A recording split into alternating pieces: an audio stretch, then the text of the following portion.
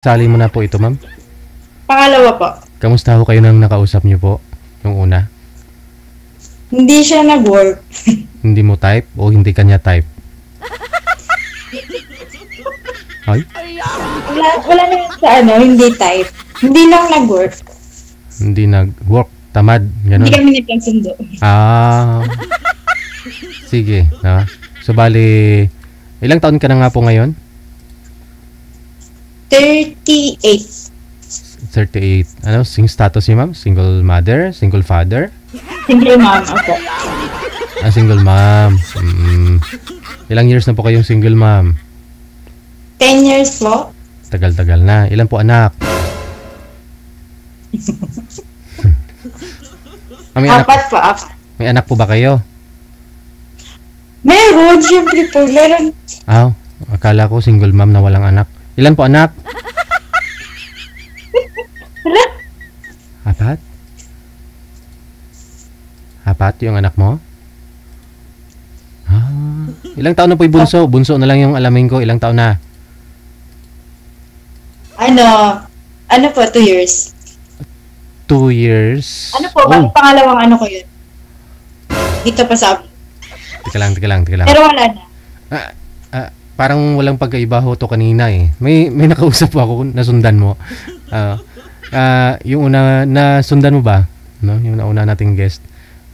4 po yung anak noon. Tapos 3 anak niya sa una ng asawa. Tapos may isa sang anak doon sa pangalawa. Ganun na rin po ba sa'yo? Ganun talaga. Bali ho. Malala. Yung 3 niyo po. Ano pa? Yung una mong asawa, may 3 po kayong anak doon. Naghiwalay kayo? Oh, sa ano namang rason? Third party. Ah, okay. Siyempre po nasa ibang bansa ako. So, maghahanap talaga yun. Ah, okay. So, yun na ang ilang years bago kayo nagkaroon po ulit ng boyfriend ng karelasyon? 5 years po. 5 years. Saan mo naman po nakilala itong pangalawa? Dito po, sa Riyadh. Nasa Jeddah po siya. So, nagkasakit. Aha. Nagkasakit. Nasa Riyadh siya, ikaw sa Jeddah. Dito ako sa Riyadh. Nasa Jeddah siya. Ah, nasa Jeddah. Oh, so paano po kayo naging kayo? Paano kayo nagkikita? Paano niyo nagawa yung bunso mo? Siguro nag-day off ako. Pumupunta siya dito sa Riyadh. Ah, pag mag-day off ka, pupunta siya dyan sa Riyadh galing. So, ano yun? Di ba, hindi naman maigpit, no? Pero, ano yun? May bahay kayo sa labas? Meron po, nagre-rent kami sa labas. Meron po kami bahay sa labas. Pero nag-work din po ako nag-aalaga po ako matanda. Stay out ka? Hindi rin. Hindi rin pa stay out. Pag may bahay kami, pero minsan lang pumupunta doon. Ano po yun, for the whole month mo yung binabayaran? Renta? Or? Opo. Ay, ganun? Sayang. 6 months po. Sayang kung linggo lang ho kayo nagkikita kung magdi-day off ka lang. O kunyari, Bernes. Siya po, lagi po siya dito nagbabiyahe. Driver. So, doon siya nag-stay. Ako lang po yung minsan lumalabas every month. 2 days, every 2 months, every 1 month, 2 days, ganyan. Wala naman tayong question doon kasi siyempre dalaga. Hiwalay ka eh. Tapos siya naman, ano po status niya nung time na yon? Single din po, single dad. Single dad din. May isang anak. Pero hindi po strict na hinahanapan kay papel, nakasal po ba kayo? Wala Hindi po, ano? hindi na po ganun ka-stricto dito. Bali, ID na lang po yung hahanapin. Pag nakita kayong dalawa. Oo, ID lang. Hindi na hinahanap yung marriage contract or... Di ba yung iba nagko-convert nga ng Islam para pakasal sila, no? Para magkaroon ng papel. Pero hindi na ganun yan ngayon, no? Depende na lang po kung takas ka, yun. Hahanapan ka talaga ng papel. Pero kami, meron naman kami papeles na yung kadama. I mean yung ikama ninyo. Opo, ikama namin. May ikama naman kami. Complete papers naman kami pag gumalang. Okay. So yun na nga, nagkaroon po kayo ng anak ko dyan. Dyan mo po ba ipinanganak o dito sa Pilipinas? Hindi po, umuwi po akong Pinas. Mga ilang months na yung dyan mo the time?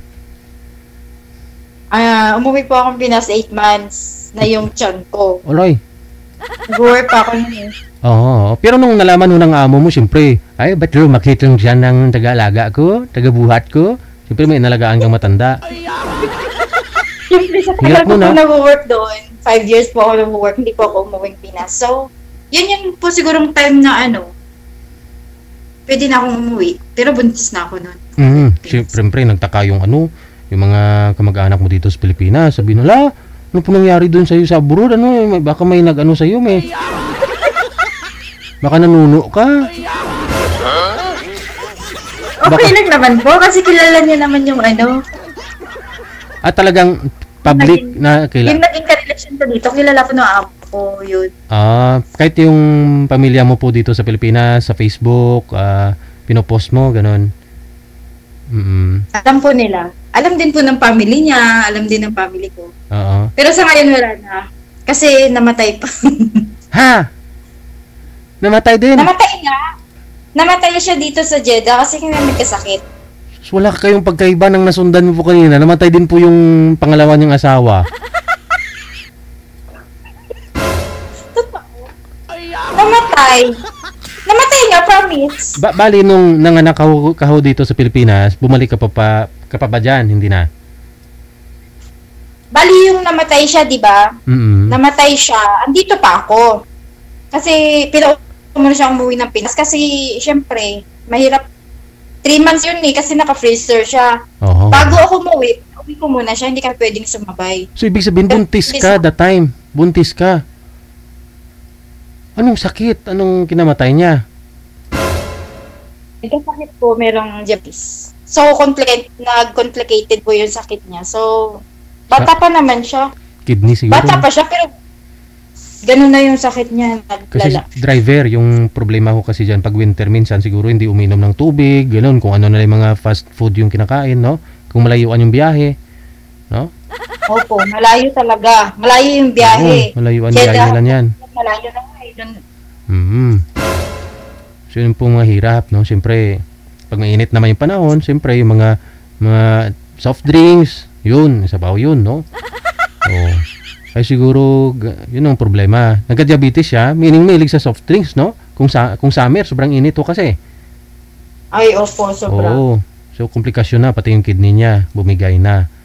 So, hindi niya naman sinasabi kung ano yung pakiramdam niya. Hindi ko rin alam. Kasi magkahiwalay nga kami, magkalayo. Pero syempre nakabuo kayo ha. Pag sinabi nilang diabetes kasi hindi na gumaganon. Gumaganon pa naman. Okay pa naman. Okay lang na. Oo na, no?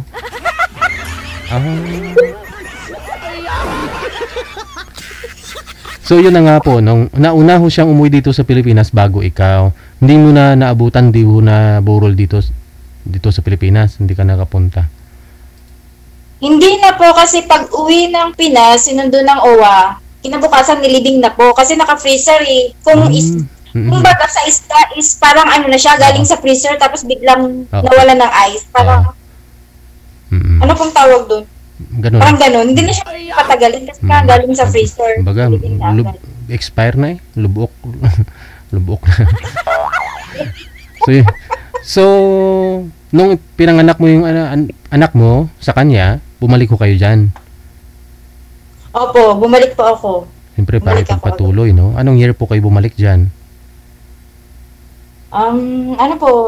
January.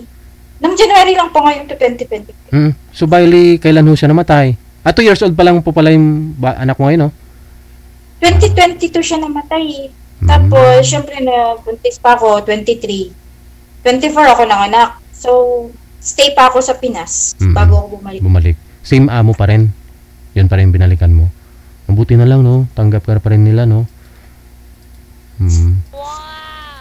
So, ngayon, naghahanap ka ulit. Hindi rin umubra yung nakausap niyo po dito last month, nung mga nakarang buwan, no? So, ano naman pong hanap mo ngayon, ma'am? At hanapan po kita. Kasi yung nihintay ko po yung lalaki na makaakyat, eh. Ano man pong hanap mo sa isang lalaki? Tall, dark, and handsome. Tall, dark, and handsome. Hindi. Siyempre po package deal po. Pag single mom, alam na. Hindi May ano naman. eh. May... Hindi naman siya actually mag-support doon. Mm. Magtulungan na lang, no? Lalo pat kung meron na rin siya mga anak. Ano? Kailangan ko lang din ang kausap. Mm. O dyan ho, wala ho kayo naka-chatmate ulit dyan na driver.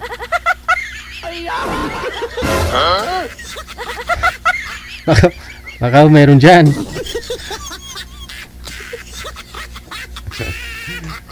Standby ka ho, babalikan ho kita, no?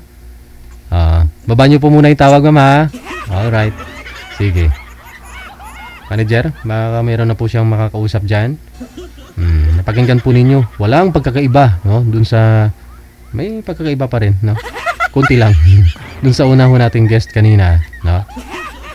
Yun po ang kanilang love lines. Grabe na. Sana yung... Digital Love Lines. Love Lines.